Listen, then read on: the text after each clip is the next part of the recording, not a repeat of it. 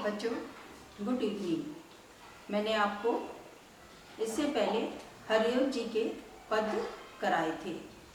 अयोध्या सिंह उपाध्याय हरिओं जी के पद, सभी पद करा दिए हैं। अब मैं आपको दूसरे कवि जयशंकर प्रसाद जी के बारे में बताऊंगी। यह छायावादी कवि हैं। जीवन परिचय। जयशंकर प्रसाद जी का जन्म काशी के एक प्रतिष्ठित वैश्य परिवार में माघ शुक्ल 10वीं संवत 1945 ईस्वी सन 1889 ईस्वी में हुआ था। इनके पिता का नाम देवी प्रसाद था। बचपन में पिता की मृत्यु के पश्चात प्रारंभिक शिक्षा घर पर ही हुई। इन्होंने घर पर ही हिंदी, अंग्रेजी, संस्कृत, उर्दू, फारसी का गहन अध्ययन किया।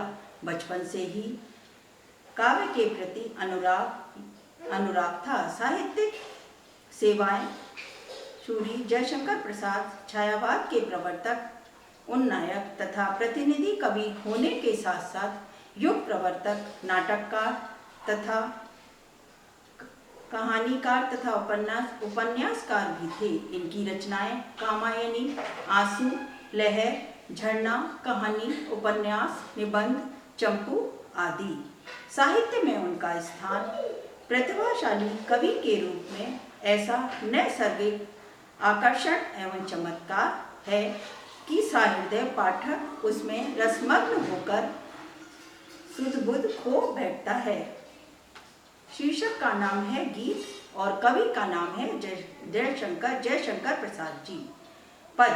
बीती विभावरी जागरी, अंबर पनघट में डुबो रही, ताराघट उषा नागरी, खग कुलकुल सा बोल रहा, किस लय को अंचल डोल रहा, लो यह लतिका भी भर लाई, मधु मुकुल नवल रस गागरी, अधरों में राग आनंद पिए, अलकों में मलयज बंद किए, तू अब तक सोई है आली, आंखों में भरे विहागरी। व्याख्या। इस गीत में मानवीकरण द्वारा प्रातःकाल की शोभा का वर्णन है। एक सखी दूसरी सखी से कहती है कि सखी, रात व्यतीत हो चुकी है, अब तू उठ, आकाश रूपी पनघट पर उषा रूपी चतुर नारी तारा रूपी घड़ा डुबो रही है। अर्थात तारे एक एक करके छिपते चले जा रहे हैं। दूसरा पद है जयशंकर प्रसाद जी का। कौन तुम संस्कृति जलनिधि तीर, तरंगों से फेंकी मणि एक, कर रहे निर्जन का चुपचाप, प्रभा की धारा से अभिषेक, मधुर विश्रांत और एकांत, जगत का सुलझा हुआ रहस्य, एक करुणा में सुंदर मौन और चंचल मन का आलस्य। यह महाकाव्य कामायनी से लिया गया है और इसका शीर्षक है श्रद्धा मनु।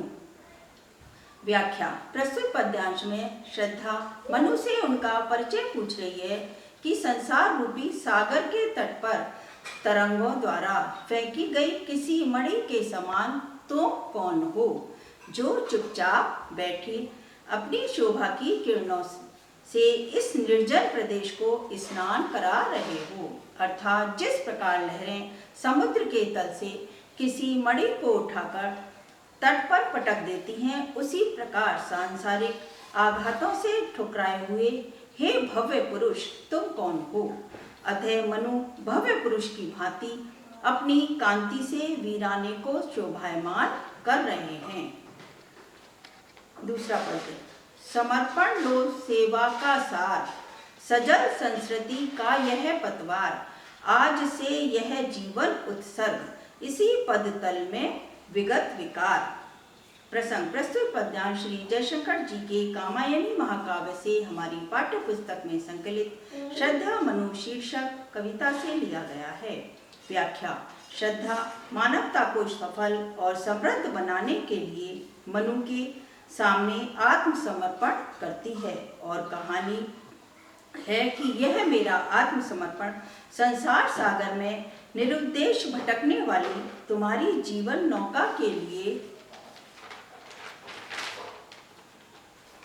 पतवार के समान सिद्ध होगा। अर्थात तुम्हारे जीवन को निश्चित दिशा देगा। आज से तुम्हारे चरणों में बिना किसी स्वार्थ भावना के मैं अपने जीवन को न्यौछावर करती हूँ। तीसरा पद्य।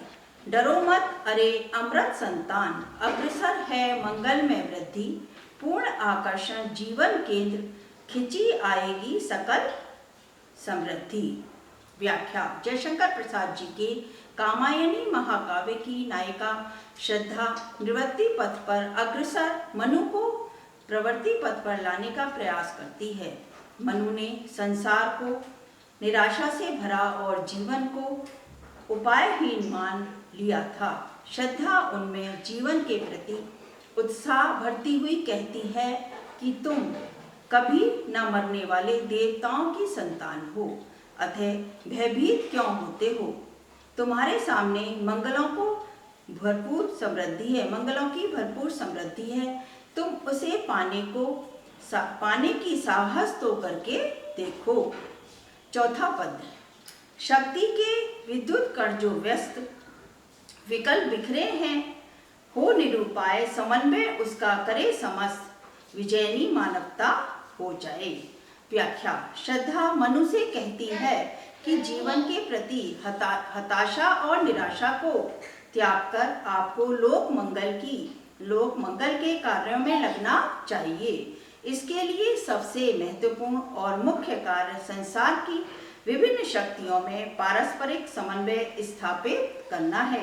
विश्व की विद्युत कणों के समान जो भी करोड़ों करोड़ शक्तियां हैं, वे सब बिखरी पड़ी हैं, जिस कारण जीवन में उनका कोई भी उपयोग नहीं हो पा रहा है। उन सब शक्तियों को इकट्ठा करके उनमें आया समन्वय स्थापित करके रखो, जिससे उन शक्तियों का अधिक से अधिक उपयोग हो सके। इसी में मानवता का कल्याण निहित है। यदि आप यह समन्वय स्थापित करने में सफल हो गए तो सर्वत्र मानवता का साम्राज्य स्थापित हो जाएगा। बच्चों, सभी कार्य पद्य की कॉपी पर करना है। 2 चैप्टर कंप्लीट हो गए हैं।